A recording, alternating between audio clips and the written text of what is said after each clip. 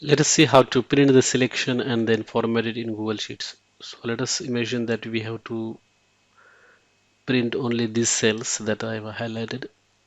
So after selection, you have to go to File and Print, or you can also see that the print button is available over here. So just click on that. And by default, what it does is that it tries to print the entire sheet.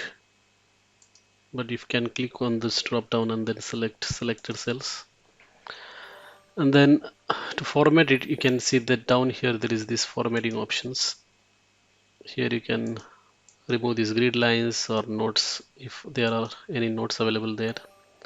And you can also change the page order down then over or over then down like that, and alignment as well like this. That's it. Thanks for watching.